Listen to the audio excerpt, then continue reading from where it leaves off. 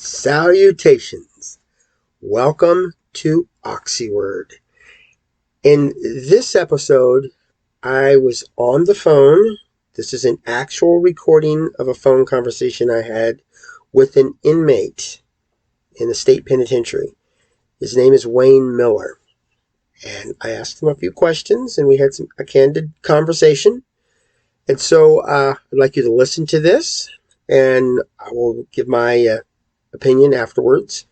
But this is designed to let you figure out what it's like to hear from an actual inmate who is actually in prison, who actually called me from a prison phone. This is real, 100% real. And so we'd like to open up some conversation.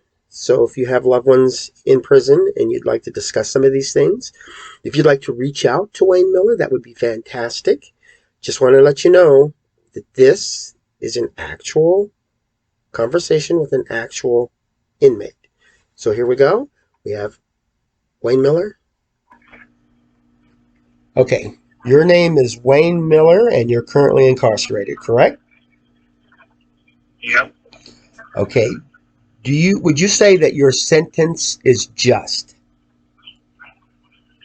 What do you mean, like justified? Yes. Do you think they gave you the right sentence for your crime? I don't, because when I first got charged, they charged me with first degree assault. Which they were accusing me of shooting at a cop in a high-speed pursuit,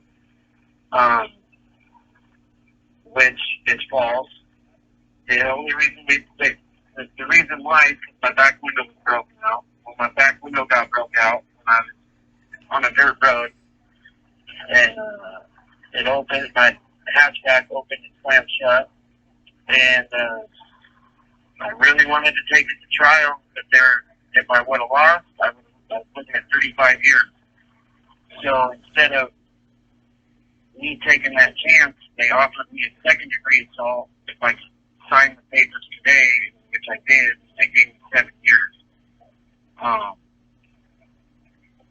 I feel I should have only got a couple years for the looting. I'm guilty of the looting, but not the assault. I just didn't want to take the chance of losing and doing the 35-year sentence. So no, I don't think it's good. Okay, so you feel that you got a longer sentence than what you should have gotten, correct? Yes, sir. Okay, that's fair. Now, are you using the available resources that's available to you in the prison? I am. I'm enrolled at the Walla Walla Community College.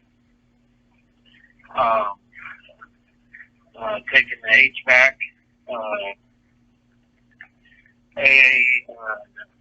associate's degree for HVAC. I'm trying to get into some self-help, like outpatient counseling for drugs, and that's about it.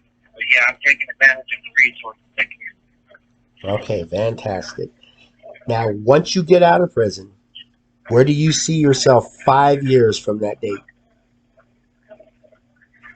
Being successful in the field of HVAC. Turning my life around the whole 180.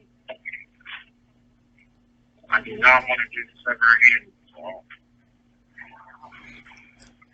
So you don't see yourself back in prison?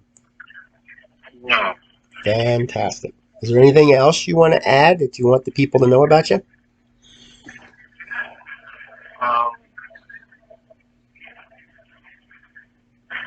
I don't, but I'm an open book.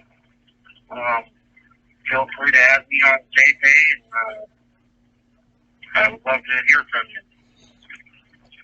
All right, I'm going to leave the information to reach Wayne Miller for JPay, so feel free to go ahead and send him an email, and if you have any questions, I'm sure he'll be happy to answer those for you and open up some dialogue.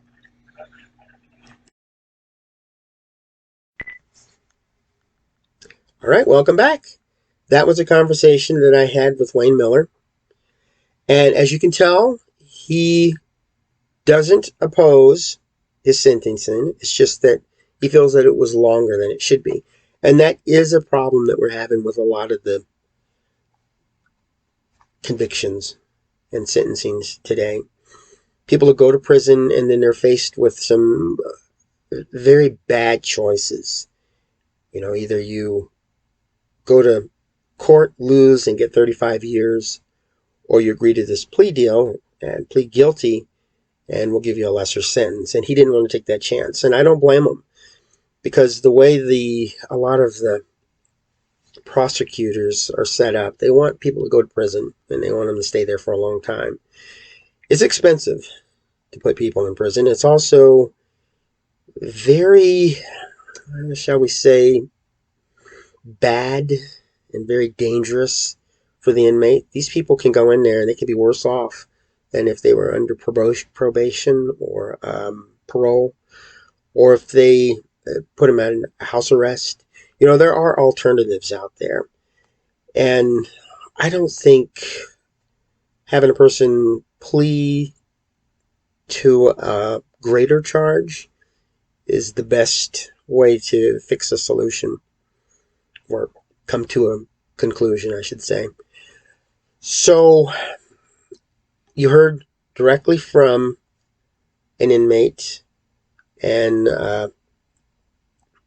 you hopefully you'll understand that all of these sentencing isn't necessarily fair. There's those in there that will agree to prosecution, to conviction. They'll agree to all of that. It's just that, keeping them in there that long, really 35 years, is that really going to make that big of a difference?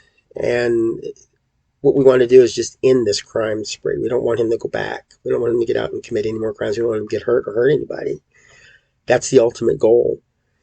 And yes, keeping them away and under taxpayer money, that will keep him out of society and from harming anybody.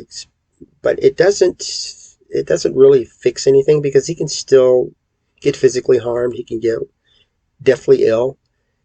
He could still learn bad habits. He could still get into drug use. Prison doesn't keep people away from that. Supportive relationships, mindset, working with a team, a professional team, a medical team. These are things that would be a better solution than long-term sentencing. And the fact that Wayne knows that this is a bad sentence for him, and that he got a raw deal, it shows that he knows what's going on. He knows the system. And the fact that he accepts it, he knows that once he gets out, he doesn't want to go back. And he doesn't want to go through that process again. And that's good. That's a good thing. That's what we want. And he's taken advantage of the resources available within the prison. And he doesn't see himself as coming back. That's why I asked those 3 questions. I just want to understand what's going on inside the prison in a quick view. And if you'd like to learn more about Wayne, you're welcome to reach out to him on JPay.